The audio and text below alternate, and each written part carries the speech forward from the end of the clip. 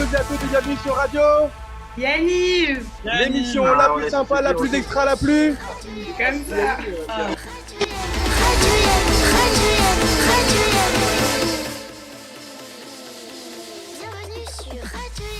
Bonjour à tous et à tous, on est très très heureux de vous accueillir pour une nouvelle émission après Burger Quiz. Je sais que vous avez adoré, on va revenir avec aujourd'hui 3 invités de marque. On commence, à la base il a volé une chambre à Vegas à Valérie Bensussan. À la base il venait avec son coussin et sa couette en colo. À la base il est réputé pour être le plus gros tir au flanc de l'histoire entière de Yanniv. Et en direct de New York City, c'est Pierre-Alain Blaim, plus connu sous le nom de Rouya. Comment ça va Pierre-Alain? Tout va très bien, je vois que c'est un bon résumé. Je vois qui a balancé. Enfin, j'entends qui a balancé surtout. Allez, on continue. Il a grandi et il vit toujours à Versailles. Il était en direct avec moi sur Instagram il n'y a pas longtemps. Il est plus calé sur Aznavour que sur Kenji Girac, mais il est connu pour être un grand musicien. Aujourd'hui, il a son école de guitare. C'est Michael Aknin. Comment ça, Michael? Écoute, super, ça va très très bien. Je suis ravi de revenir parmi toi. Moi, je suis content. Toi aussi, j'ai bien résumé ou pas? Ouais, globalement, grand musicien, ouais, pourquoi pas, allez, je prends. Allez, le dernier. Lui aussi, il est de Versailles et comme tout animateur, il se planquait, mais dès qu'il voyait Jérôme Cohen, il se relevait d'un coup. Il est décrit comme calme et avec beaucoup d'idées. Il a rencontré son compagnon de cinéma à Yanniv, Olivier Nakache. C'est Eric Toledano. Comment ça va, Eric? Ça va très bien, très très bien. Et je suis particulièrement heureux de faire cette émission avec Pierre-Alain et avec Michael Aknin. Tous les deux, Pierre-Alain, que je n'ai pas vu depuis longtemps, qui est à New York, et ça me fait plaisir de voir sa tête. Et Michael, dont je ne me lasserai jamais de voir le visage. Attends, juste avant de commencer. Et l'accoutrement, Michael. Et l'accoutrement. Qu'est-ce qu'il y a quoi? En fait, t'es musicien ou t'es bozo le clown? Quoi? Qu'est-ce qu'il y a? T'es musicien ou bozo le clown, ton métier? C'est une vraie question, mais je ne sais pas qui fait comment lui. Il est pas mal, non? Il te ressemble un peu. Voilà pourquoi je suis très content d'être avec toi. Juste, Eric, avant qu'on commence l'émission avec le docteur Raison. Un chameau, Pierre-Alain. Question, Eric. Août Cognac 90. Est-ce que c'est vrai cette histoire que vous étiez un peu planqué comme beaucoup d'animateurs et que dès que vous voyez Jérôme, bim, debout? C'est la vision de Jérôme Cohen. Après, on va tous opposer nos visions. Moi, je peux te faire la vision de Jérôme Cohen qui avait invité à peu près 80 de ses amis en tant que directeur. Et donc, je ne sais même pas s'il a vu qui était animateur ce jour-là. Donc, je ne sais même pas s'il se rappelle de moi. Si tu veux, il y avait ça ressemblait à quelque chose. Donc, c'est des vérités qui s'affrontent. Quand j'entends tir au flanc pour Pierre-Alain, c'était des réputations. Chacun a sa réputation. On est là pour en discuter, pour rigoler avec ça. Mais, on n'avait pas la même animation. J'accepte quand même toute caricature. Vous inquiétez pas. Commencez pas. Calmement. On va y aller. J'ai des dossiers sur tout le monde. À tout moment, s'il y en a un qui commence, je balance un carton. Ça peut y aller direct. Allez, on passe tout de suite au docteur Rudan. C'est juste pour te dire que j'ai des scuds pour Jérôme Cohen aussi. Chacun son talent, exactement. Allez, on passe tout de suite au docteur Rudan, jingle. Docteur Usan est demandé à l'accueil. Carte vitale. Allez Clara, c'est parti pour le docteur Usan du jour. Alors aujourd'hui, j'aimerais commencer en fait par parler d'un séjour qui vous concerne tous les trois. C'était Yanniv Bahamas. Donc vous étiez tous les trois là-bas. Bon, Bahamas, ça peut faire rêver, mais je crois que pour vous, ça s'est pas si bien passé que ça. Enfin moi, ça s'est très bien passé.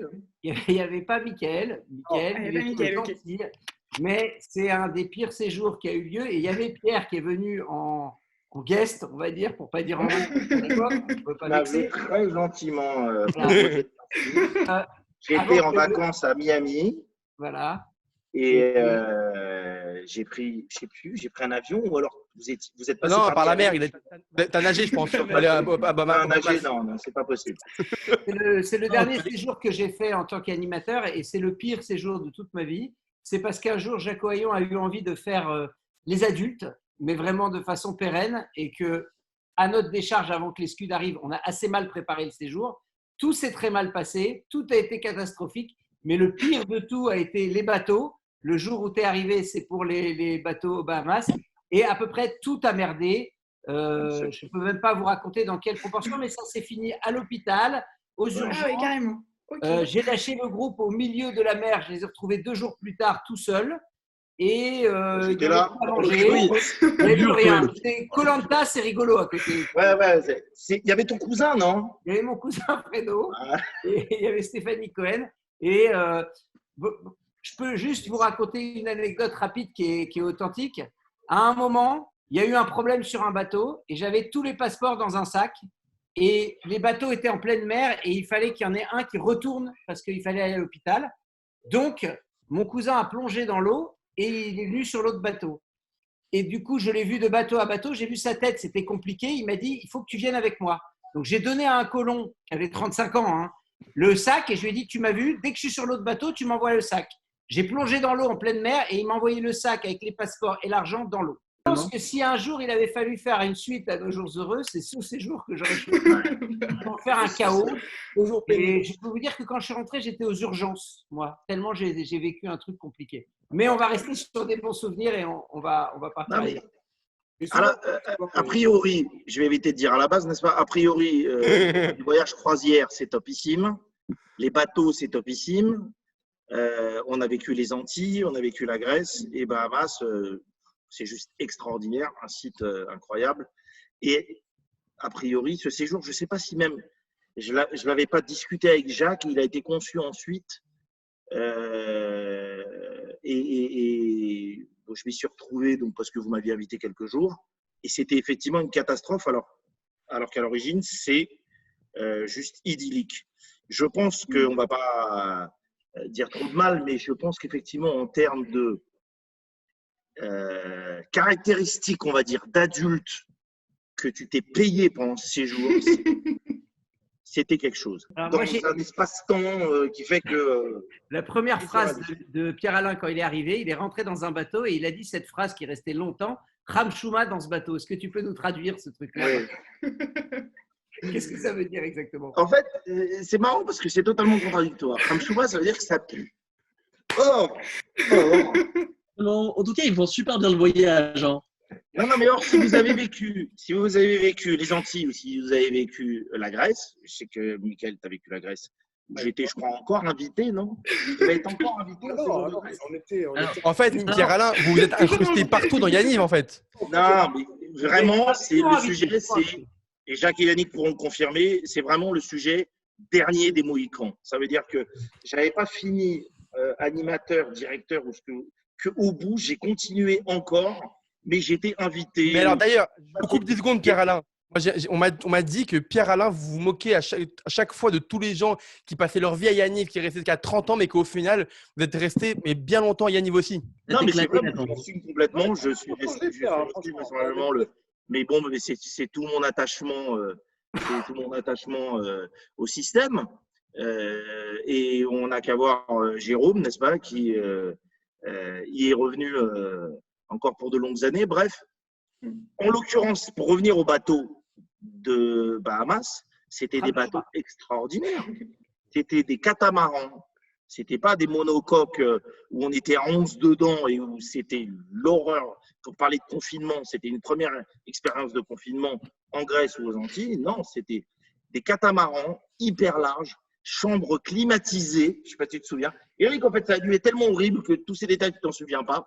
Non, moi, je me souviens surtout très admiratif que tu arrives à faire plusieurs phrases sans un mot en arabe. Et ça, je suis en train de faire des efforts vu comment j'ai été brisé. Non, mais arabe égale insulte. Alors, non, mais attendez, Pierre-Alain, je vous rassure, si c'est en arabe, allez-y. Hein. Moi, les deux, là, si je peux avec Lara, je les traite de khmar à toutes les émissions. Hein. Conseillé de parler l'arabe à Yaniv, d'ailleurs. Tout est personnage. Pierre, en fait, ce qu'il faut dire, c'est que tu as un lexique. J'ai un lexique. Plusieurs personnes ont essayé de le… Pour ceux qui sont des anciens… Pierre-Alain, je pense que Pierre, ça serait intéressant de faire une espèce de condensé de lexique de tous les mots. Est-ce que tu peux nous faire un petit feu d'artifice? Non. Pierre, regarde, juste à la base, au moins à la base. Ah oui, c'est vrai. Je l'ai dit à la base, moi je l'ai dit dans votre présentation. Ça c'est facile. En plus, Eric, je te rappelle que tu étais connu pour m'imiter tellement bien. Alors attendez, Pierre-Alain, tu me tends une perche. Eric, je te laisse l'imiter. Non, mais c'est pas parce qu'il y a trop de gros mots, mais il y a eu beaucoup de Yablid. Yablid, tu l'as beaucoup dit, Blid. Tu peux nous expliquer l'étymologie de Yablid? Mais à la base, toutes les phrases de Pierre-Alain commencent par à la base. En tout cas, de ce que j'ai connu à Yaniv. Et je précise une chose quand même, c'est que moi, la première fois de ma vie que j'ai mis les pieds à Yaniv, c'est grâce à Michael Aknin, parce que j'étais à Versailles et c'est lui qui m'a branché. Et le premier séjour que j'ai fait, c'est ce Bellecombe où il y avait Pierre-Alain et où on dormait tous dans le même dortoir Exactement. Oui, une odeur démesurée aussi. Et ça, c'est notre premier souvenir de prise de contact, en fait. Et quel souvenir, effectivement, puisque… Mais non, mais quand tu dis à la base, il y a une vraie étymologie. Ça veut dire quoi? Ça veut dire à la source. Et comme tu le dis bien, en fait, Bellecombe, c'est à la source. Exactement. Donc, à la base, il y a Bellecombe. À la base, il y a Bellecombe. À la base. Allez, Clara, on enchaîne, sinon on va jamais finir. Allez, Clara, vas-y. Et Eric aussi, je voulais savoir, est-ce que tu te souviens d'un colon qui s'appelait David au carreau d'arrache? Ah, David Barouillel. Bien sûr. David Barouillel. Évidemment, je n'ai eu pas que… David Barouillel. Je n'ai pas eu David que à Bellecombe. Je l'ai eu aussi plus tard quand j'étais directeur à Combloux-Megève. Et ça a été évidemment une source d'inspiration et d'observation et de plein de choses qui ont été après redigérées au cinéma, bien sûr. Mais là où je voulais en venir, Eric, désolé Clara, c'est que on est obligé de faire un parallèle avec Yaniv et aussi vos films, notamment dans Hors Normes, c'est que ce David-là, il connaissait très bien une Brigitte, si vous vous souvenez, si tu te souviens bien. Bien sûr, c'était son infirmière. Et c'est comme ça que d'ailleurs c'est arrivé, le prénom, etc. De toute façon, c'est pas dans une émission sur Yaniv que je vais dire qu'avec Olivier, on n'a pas nos références communes. Donc évidemment que David a été là. Et d'ailleurs, en faisant les avant-premières d'Hors Normes en province, j'ai rencontré une cousine de David Barouillel qui m'a dit « J'ai reconnu certaines choses que vous avez mis de lui, évidemment. » Mais alors, Eric, tu vois pas là où je veux en venir. Moi, je me souviens dans le bus. J'étais dans le bus avec lui, c'était au ski. Parce que moi aussi, je l'ai vu dans un séjour où je ne devais pas être invité, où je devais être animateur. Mais bon. Exceptionnellement, tu travaillais. C'était quoi ces expressions? Il avait des expressions incroyables. Il répétait un truc. C'est ma douce, ma belle. C'est ma douce. Ouais, je m'en souviens. Avec Sylvie Jaruzelski. Il était amoureux de Sylvie Jaruzelski. Non, mais il était extraordinairement attendrissant. Il aimait beaucoup la chanson française. Non, mais bon. Il va nous annoncer. Attends, non? Il est là? Ouais, non, Eric, tu vois pas où je veux en venir, mais moi j'ai eu une histoire. Je sais pas si Yannick était là. Elle m'a raconté que c'était au carreau d'arrache, dans les œufs, pour monter là-haut. Et alors, Brigitte, donc c'était son infirmière. Est-ce que tu vois où je veux en venir? Oui, non, c'est-à-dire qu'en fait, on nous avait prévenu avant le séjour qu'il avait focalisé sur son infirmière et qu'il fallait pas lui dire le prénom Brigitte, que c'était important qu'il l'entende pas. Et on avait tous été briefés et on a pris les œufs à Bellecombe pour monter.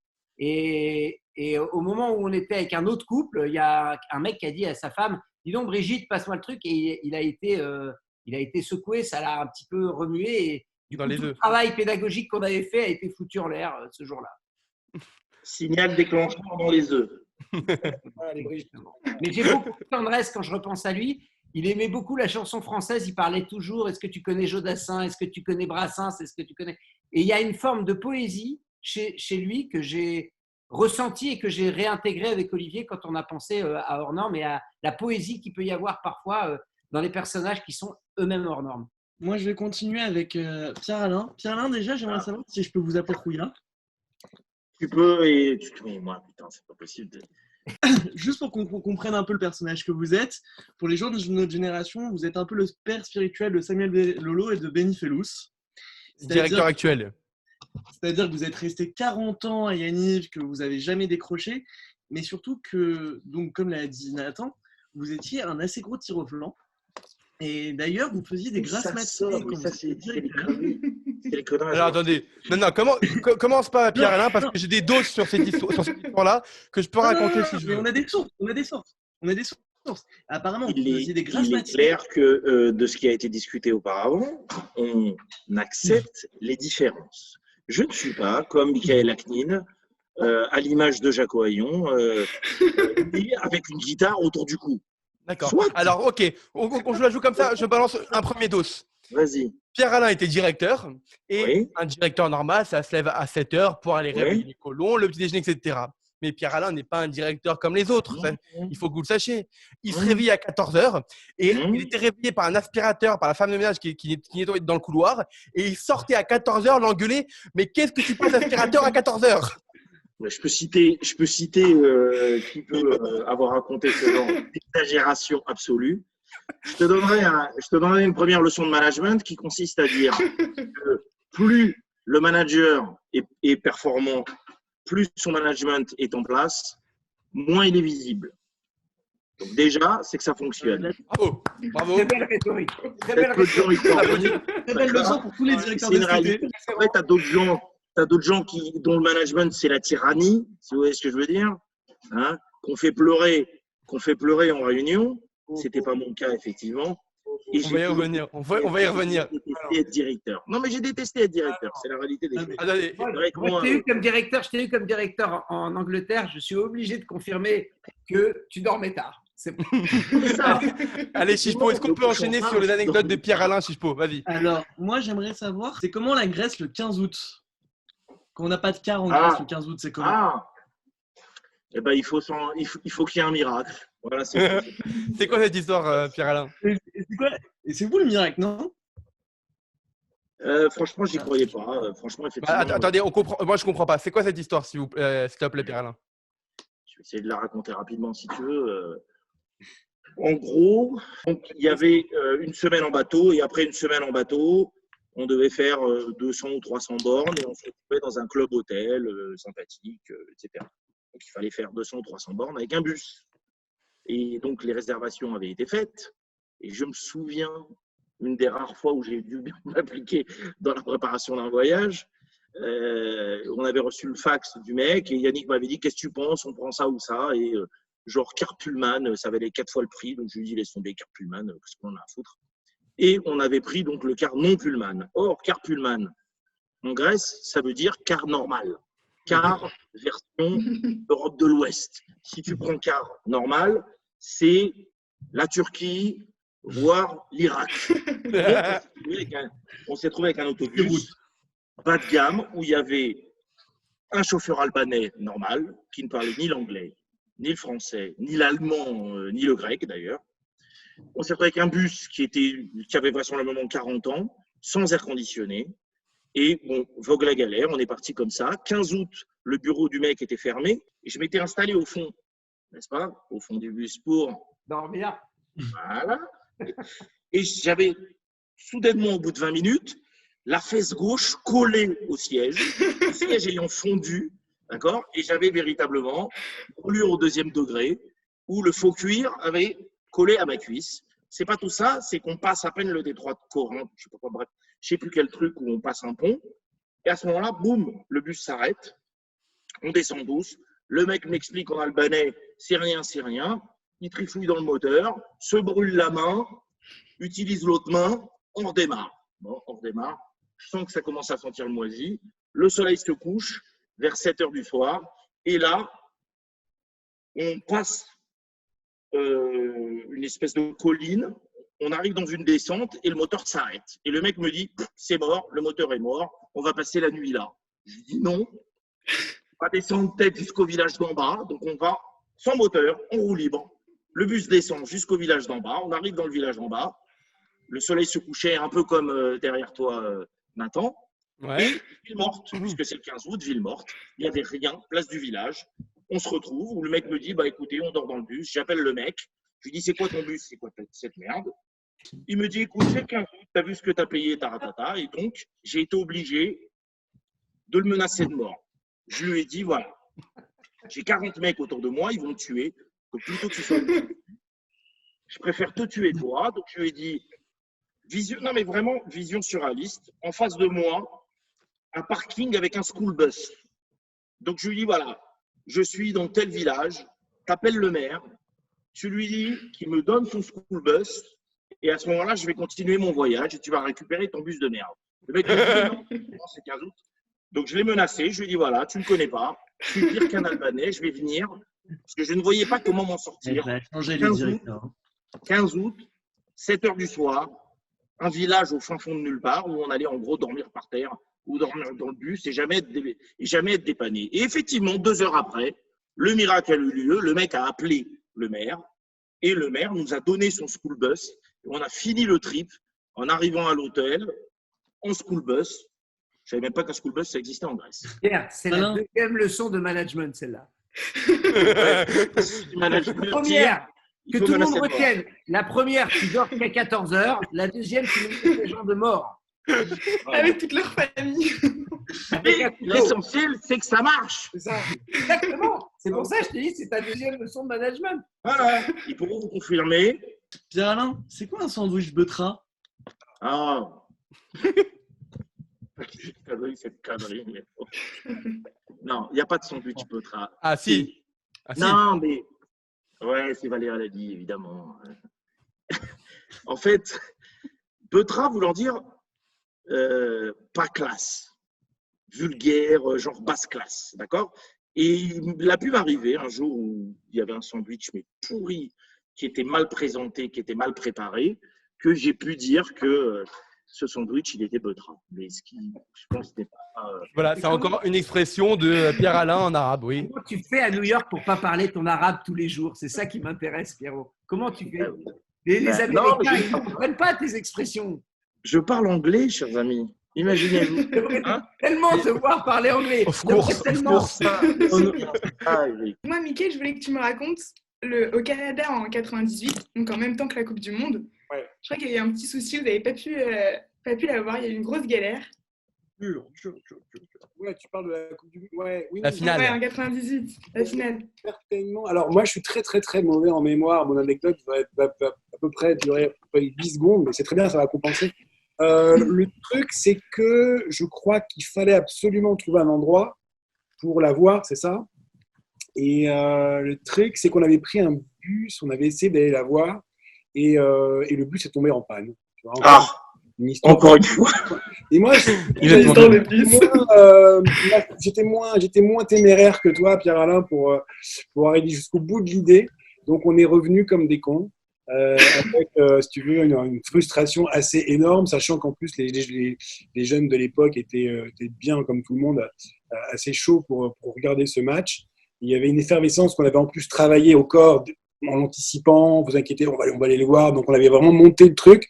Et puis, avec cette déception terrible du bus qui ne marche pas, peut-être était un signe du destin, Mais- il ne fallait pas la voir. Mika, t'as pas eu une révolution? Mika, t'as pas eu une révolution? Une révolution.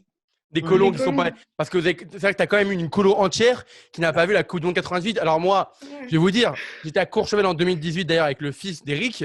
Je pense sincèrement que si mes colons n'avaient pas eu la finale de la Coupe du Monde, ils nous auraient détruits. Et d'ailleurs, Eric, je m'excuse auprès de votre fils. On leur a fait croire qu'ils n'allaient pas voir la demi-finale France-Belgique à l'époque. Son fils pense que Eric est un calme et que son fils est un calme. On est tous les deux de nature calme. Son fils m'a sauté dessus et je crois qu'il était prêt à me frapper et à appeler son père. Et j'ai appelé mon père, il va vous faire un scandale, Yanniv. Il a retenu toutes les grandes leçons d'éducation que j'ai pu lui donner dans ma vie. Et dans le genre, Eric, Ouais, je sais pas comment tu te souviens, t'étais avec moi en Angleterre, quand j'étais Ouais. directeur en Angleterre. Ouais. D'ailleurs, t'es venu en invité. Je sais pas si tu te rappelles. T'es venu à Shabbat, tu m'as appelé, tu m'as C'est dit. le je suis à Londres. séjour. Non, c'est quand j'habitais. Oui, On Cross College. Quand tu habitais George Labour House, ne l'oublie jamais. George Labour House, absolument. Star. Quand j'étais directeur du séjour, encore une fois horrible, je ne supporte pas le directeur, mais bon, bref, J'étais et avec t'étais toi. animateur. Ouais, absolument, avec Eric Benzekri, avec Sylvie Jaroszewski. C'était Et dans avec- ce séjour, Ouais. ouais, t'étais là, où la meuf, parce qu'en parlant de caprice, je veux pas, mais c'est pour raconter le niveau de caprice de colon qu'on a eu et de summum de Ah parents. oui, absolument. Il y a une dame qui est venue en hélicoptère pour fêter l'anniversaire de sa fille. Elle est venue en hélicoptère Non. pour fêter l'anniversaire de ses jumeaux. Ouais. Elle a pris la Daimler, la copie de la voiture de la reine. Elle a débarqué dans le collège avec le chauffeur, avec Képi et la voiture de la reine. Elle a fait un cocktail pas cachère. Alors, elle est arrivée avec un gâteau absolument gigantesque, des bouteilles de champagne. Me sort, voilà, jamais le champagne. Seulement, il n'est pas caché à votre champagne, mais servir à vos adolescents du champagne, je pense qu'on va éviter. Et la première réflexion qu'elle me fait, elle me dit, écoutez, mes enfants adorent. Donc, c'était une horreur. La version 55 ans refaite de A à Z, les lentilles bleues. D'ailleurs, si elle nous regarde, on l'embrasse très fort. Hein. Voilà, calamité. Et, bref, la meilleure cliente d'Ohana, n'est-ce pas? qu'est-ce qu'elle nous fait? Elle me dit, je ne comprends pas, je n'arrive pas à joindre mes enfants le soir. Je dis, madame, je n'ai pas embauché de standardiste, mais on passe notre temps à aller décrocher le téléphone pour passer les couloirs. Elle me dit, écoutez, il faut que je vous dise, la prochaine fois que vous venez dans ce collège, pour votre prochain séjour, vous faites installer une quinzaine de cabines téléphoniques et comme ça, on pourra joindre nos enfants autant qu'on veut. Autant vous dire qu'à l'époque, il n'y avait pas les portables. Donc voilà, pour vous dire le niveau de ce qu'on a pu subir déjà à l'époque, comme caprice. Et du coup, Mickaël, est-ce que toi, par contre, tu te souviens du vent à la véranderie ou pas? Non, tu te souviens pas du vent à la véranderie? Alors ça, oui. Le vent à la véranderie, c'était extraordinaire parce que il y avait une petite dimension mystique dans tout ça. C'est qu'en fait, à la véranderie, je ne sais pas pour ceux qui l'ont fait, vous savez qu'on a des étapes qui sont nécessaires, qui nous obligent, en fonction de la tombée de la nuit, d'arriver en temps et en heure à la prochaine étape. Et on était partis donc équipés avec nos canoës, sauf qu'il y avait un vent de diable et impossible d'avancer. Impossible. C'est-à-dire qu'on était très très loin de l'objectif et on s'est dit mais attends, c'est pas possible. On avait les équipements, les trucs, on ne pouvait pas s'arrêter n'importe où.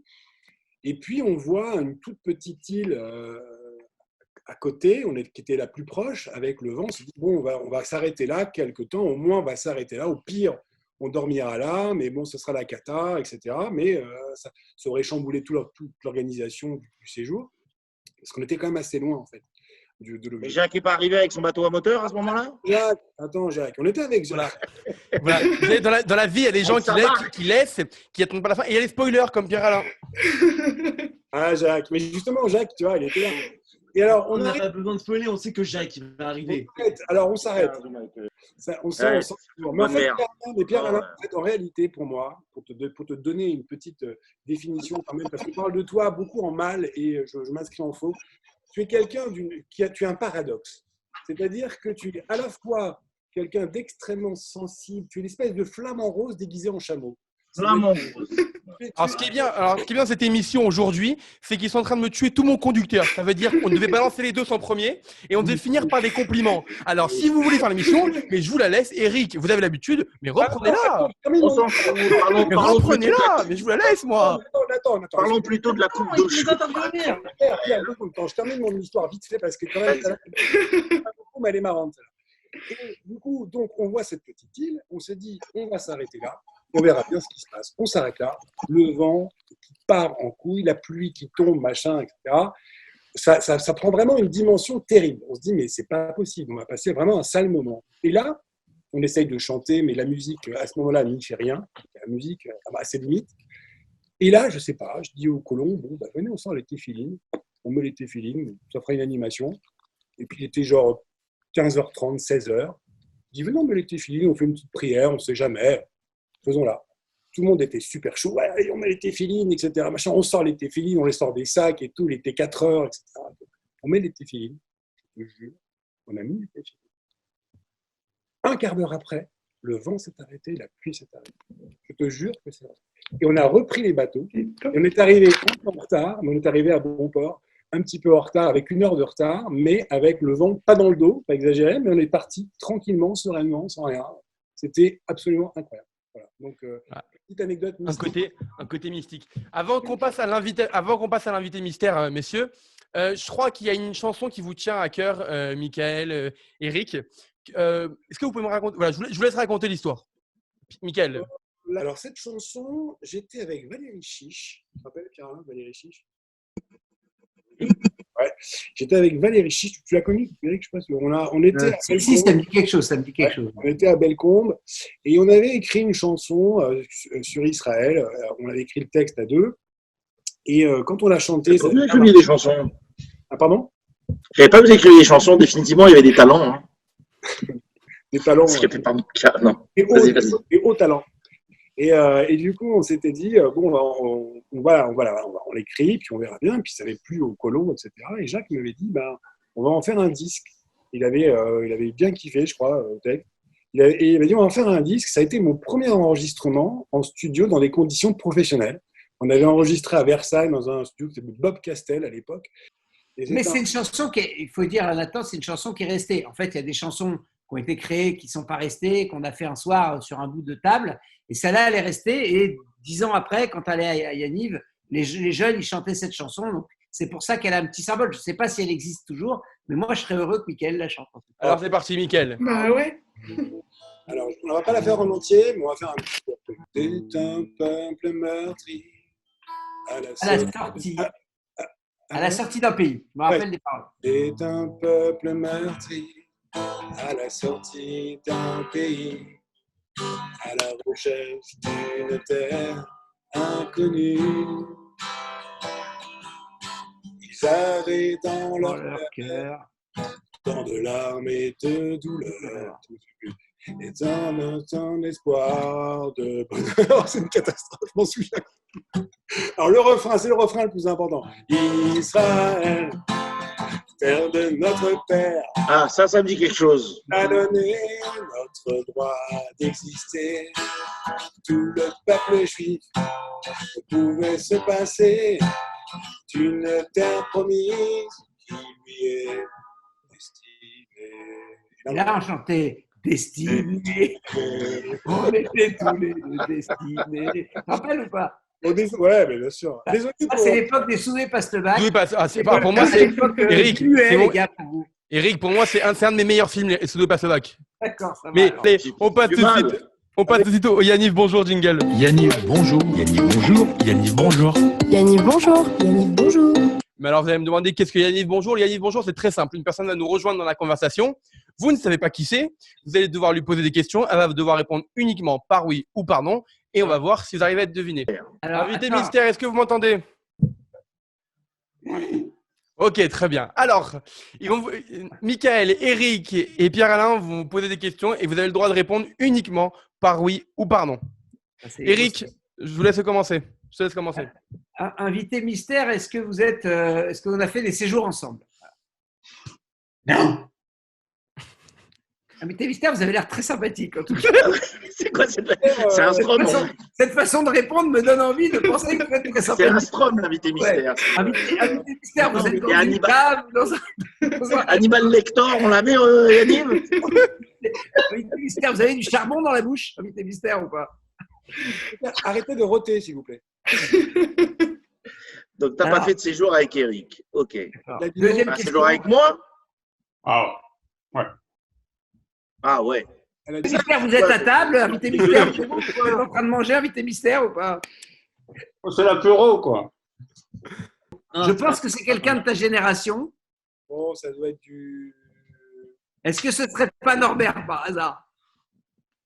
Non. Ah ouais, il a fait des séjours avec moi, je suis pas sûr. Un petit Jean-Marc Fitoussi, non? Non, maintenant, il était là avant-hier. On va pas le faire venir tous les jours. Non, c'est quelqu'un qui a campé, c'est quelqu'un qui a fait des séjours avec toi.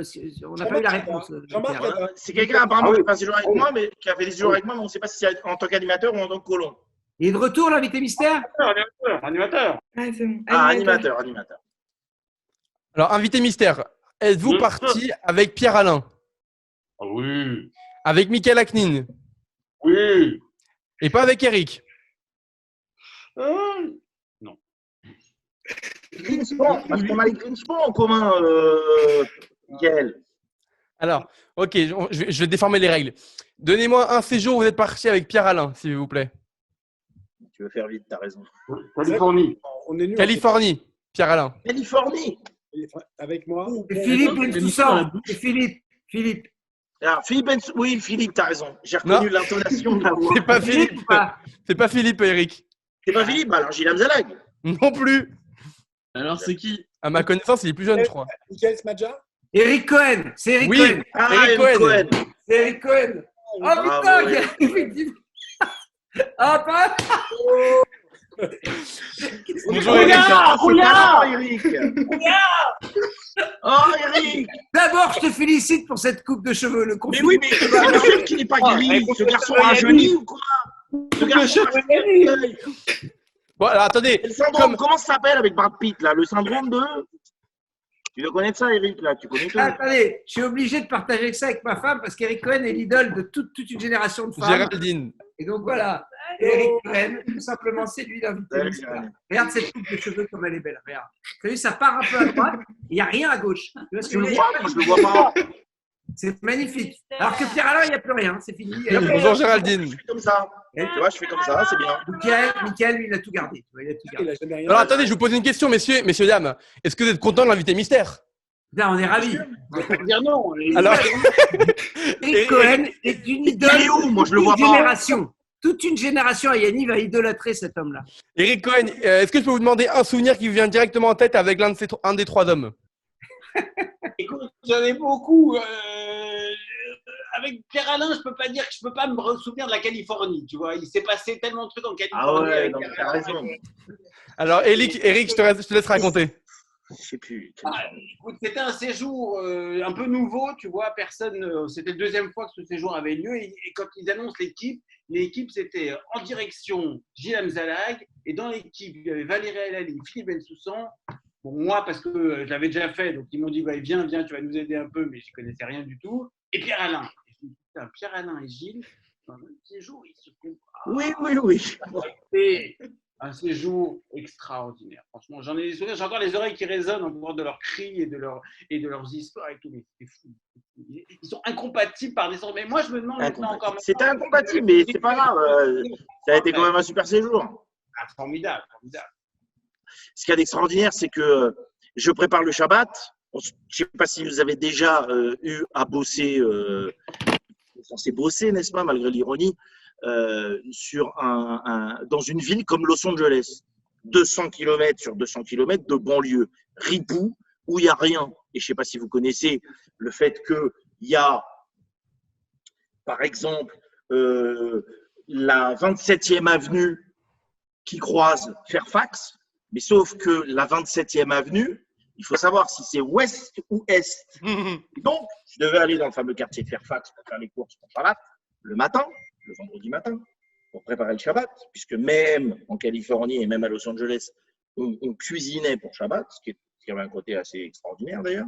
Mais le problème, c'est que je vais donc à la 27e avenue ouest et Fairfax, et c'était 27e avenue East et Fairfax.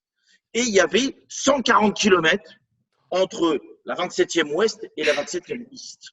Donc, il fallait que je me tape 140 km. Et ben donc, du coup, il a pris l'hélicoptère de l'anglaise. Ouais, non. Donc, des situations, encore une fois, ubuesques, mais un séjour extraordinaire. Le lac Tahoe, des souvenirs, Las Vegas, ce que vous voulez. Certains critiqueront les circonstances de la chambre que j'avais pu prendre À Vegas. Bon.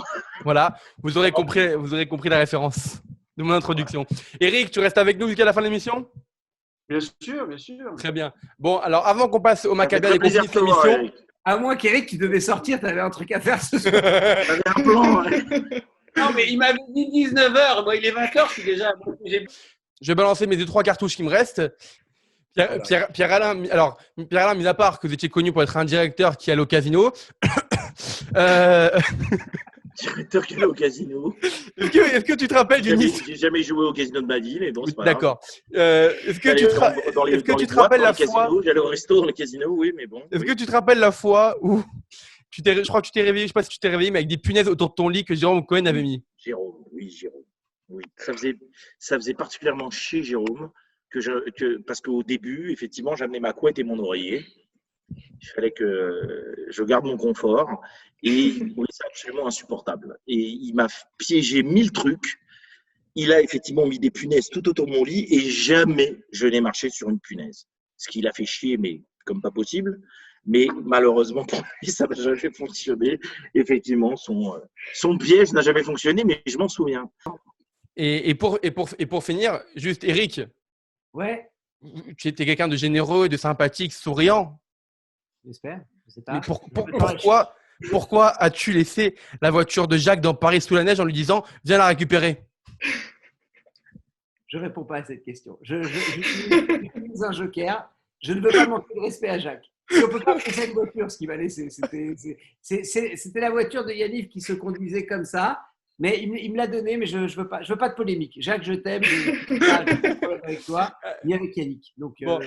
Eric, juste 10 secondes. Je ne sais pas si tu as regardé l'émission la dernière fois avec Olivier Nakache, mais Fabrice Alouche a balancé une histoire comme quoi, en Angleterre, c'est toi qui as vraiment reçu, dans la vraie vie, un thé en pleine figure lors d'une réunion. C'est quoi cette histoire? C'est l'histoire d'une réunion qui tourne mal, où à un moment, tout le monde se ligue contre le directeur pour lui faire son procès.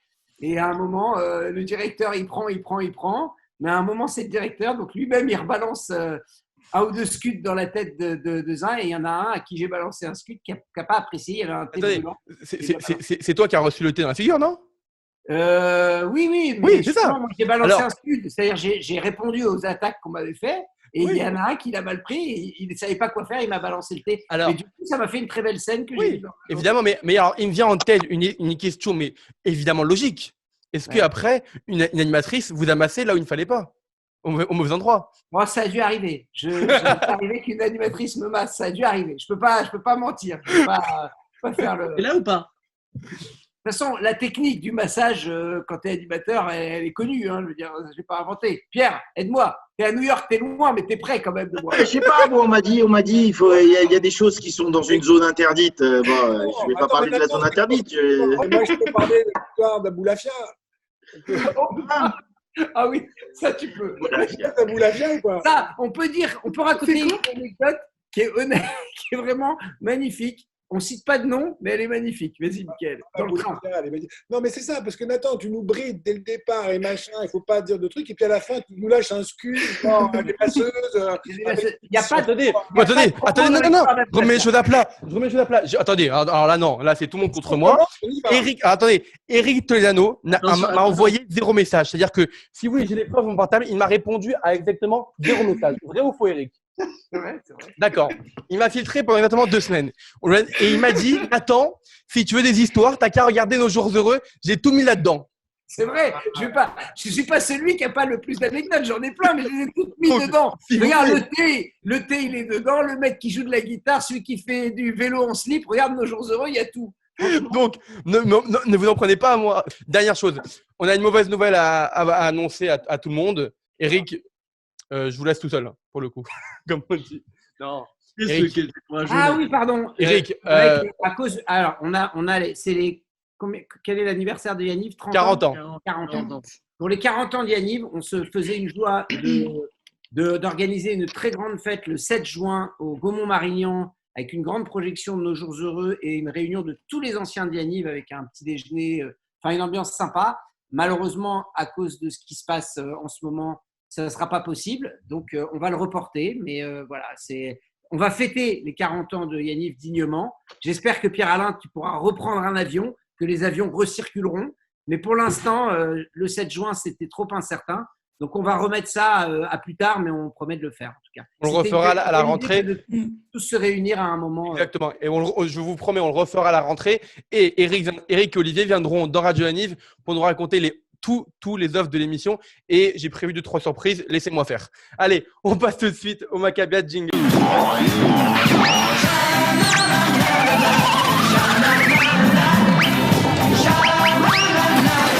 Maccabiat, est-ce que j'ai participé à un seul Maccabiat dans ma vie, je t'en prie?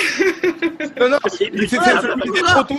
C'était trop tôt que tu dormais. Eric, je crois qu'il y a votre fils qui a une folle envie de venir dans l'émission. Ah, Est-ce qu'il veut venir jouer?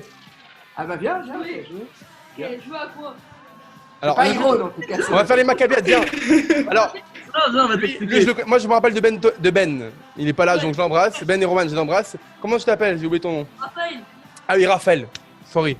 Alors après, lui aussi a un problème de coiffeur comme nous tous. Il y a un problème de fauche. Il adore le professeur Raoult. Il pense Raphaël, Raphaël, sur ma vie, on dirait Mireille Mathieu, mais en garçon. Alors, il vient d'arriver, tu le lâches. Alors, si tu veux, Mireille Mathieu, c'est la Tal de l'époque. J'en veux pas. Allez, Chichepo. Allons-y sur les Maccabiats. Vas-y. Ils ont faim, les Toliano, ils ont faim. Allez, Chichepo. Ouais.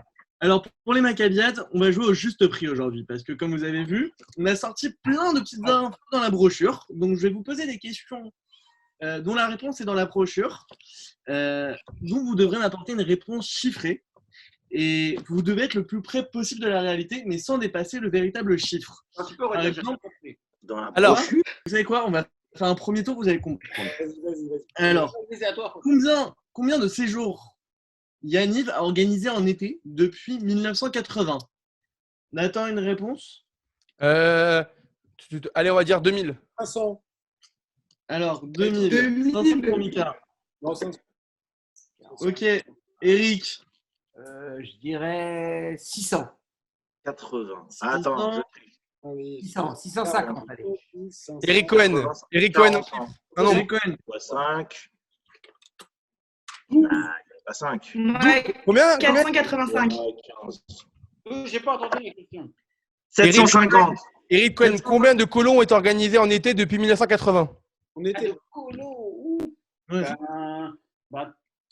200. 200. Et là, Ok. il y a 40 ans, 40 étés, il y a au moins 15, entre 15 et 25 séjours qui ont été organisés. Alors combien, Pierre-Alain? C'est quoi votre C'est nombre? pour ça que j'ai dit 750, mais peut-être on s'approche de 1000. Entre 750 et 1000, je dirais. 750 ou... Alors, 1000 pour Pierre-Alain, d'accord. Michael Aknin. Michael Aknin. Michael Aknin, il a répondu. Moi, je dis 500, c'est un petit peu rapide. Ouais. Je dirais Il a plutôt dit 500, Michael Aknin, il a répondu. Eric Alors, Delano, la est-ce que tu bonne veux réponse- revenir? Moi, j'ai dit, mais là, maintenant, je dois dire définitivement, je dis 800. Voilà, 800. Ah, tu vois, maintenant que j'ai donné la formule. Eh non, mais c'est toi qui travailles dans la finance, Pierre-Alain. donc. Bonne réponse était 737. Ah. Et comme la règle était qu'il fallait ne pas J'avais dit dépasser, 750, hein.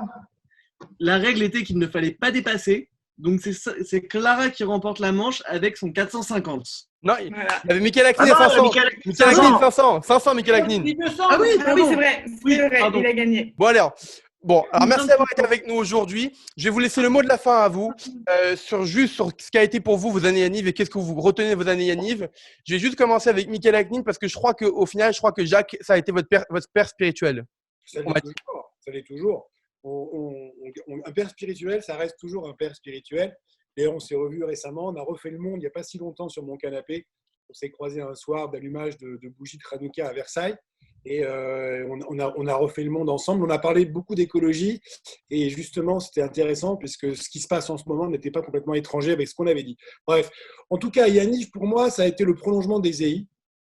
Les EI, c'est un mouvement qui est dans la nature, qui n'est pas dans le confort, qui est dans les valeurs essentielles je dirais, de l'humain et du rapport à l'autre. Et j'ai grandi avec ça, donc j'ai grandi avec les camps, j'ai grandi avec, comme Eric d'ailleurs. Et à Yaniv, j'ai trouvé un compromis qui était assez intéressant, où on pouvait effectivement passer de cet état de nature et d'inconfort, etc., de choses un petit peu assez puristes, au confort et aux choses beaucoup plus agréables que notamment apprécie Pierre-Alain. Et effectivement, parce que je t'aurais bien vu aux EI, Pierre-Alain, moi. Et effectivement, J'aurais pu, j'ai pas connu, mais. Ce compromis yanivien qui était de dire venez faire un petit peu de camping, vous venez un petit peu goûter la sueur de machin, du bois, du feu, etc. Mais en même temps, une fois de sortie de ça, vous pourrez aller prendre votre douche dans votre confort nécessaire. Je trouve l'idée très intelligente parce que c'est peut-être ce qui a manqué aux EI, mais les EI, c'est un mouvement scout, donc ils respectent la règle des scouts. Et je trouve que Yaniv, c'est un magnifique compromis entre ces deux mondes. Et USA-Canada, c'est vraiment pour moi l'exemple de tout ça, c'est-à-dire on passe d'une semaine de tanner dans les moustiques et le vent et la pluie et l'humidité à un hôtel 4 étoiles en plein New York. Et ça, c'est génial. Donc voilà, moi je trouve que Yaniv, ça a été cet équilibre-là, avec toute l'ambiance qui va avec, toutes ces figures qu'on voit, avec ce Pierre-Alain, avec tous ces gens-là, les Gilles et les machins. Et voilà, merci pour la transition. C'est une famille, on est toujours là, Eric, on se voit toujours, on se connaît depuis 40 ans. Voilà. Pierre-Alain, ta conclusion. Ouais, ma conclusion, je pense que chacun pense à peu près la même chose. Moi, j'ai fait d'autres colos avant. J'ai eu l'occasion de le dire, et ils étaient là. Ma femme m'a fêté mes 50 ans et elle a réuni tous les gens qui ont pu venir pour un week-end. Et le thème et l'idée, c'était de faire une colo parce que c'est la partie et c'est la chose vraisemblablement qui m'a le plus marqué dans ma vie, qui a fait ce que je suis. Si je suis personnage, effectivement, et si je suis polymorphe, etc., c'est parce que c'est la meilleure école de la vie.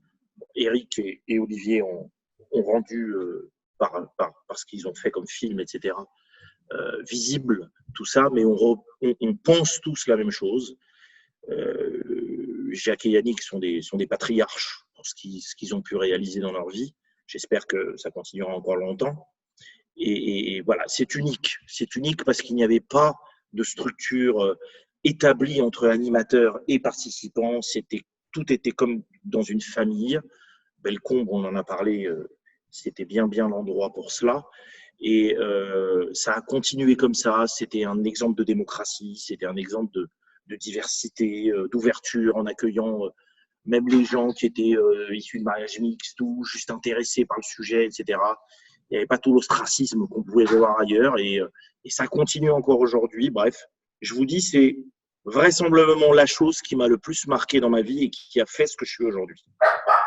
Alors, je rebondis sur NDB. D'ailleurs, vous nous avez tous manqué un par un à NDB 40 ans en février où j'étais.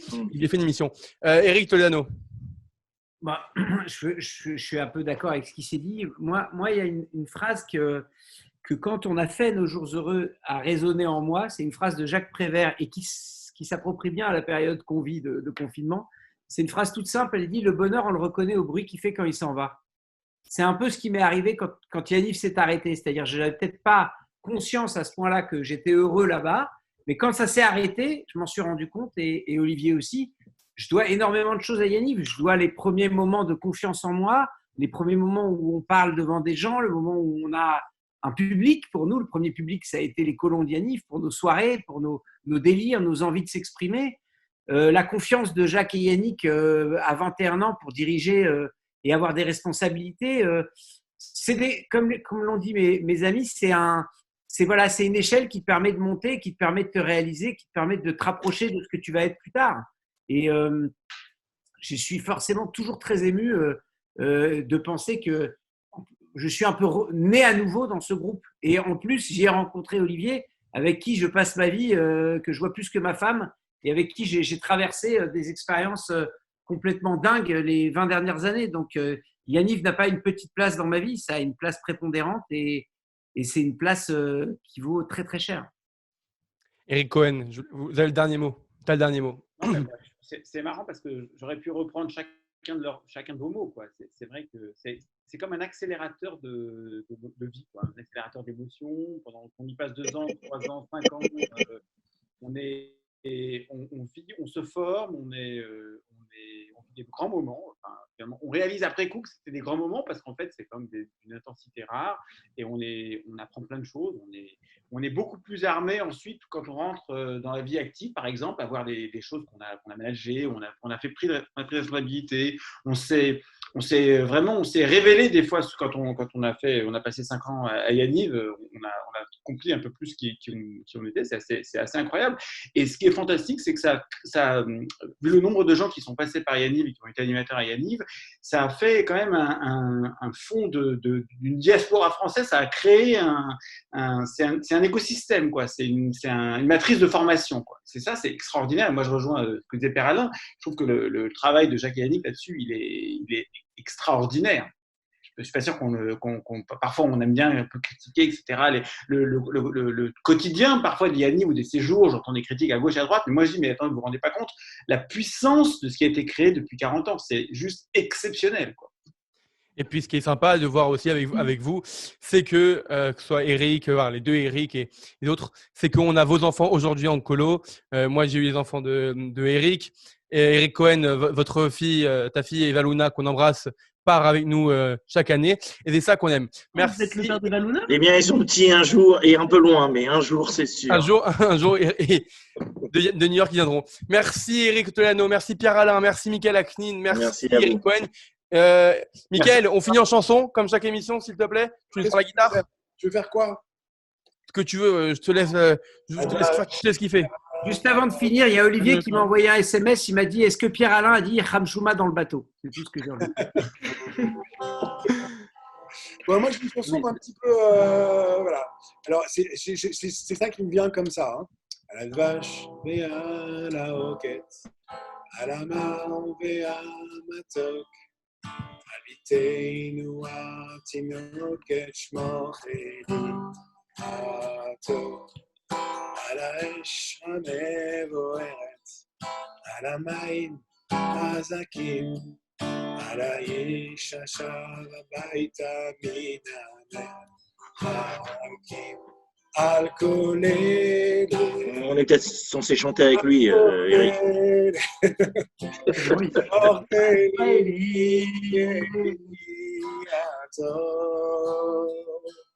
À la vache, à la haute, à la marveille.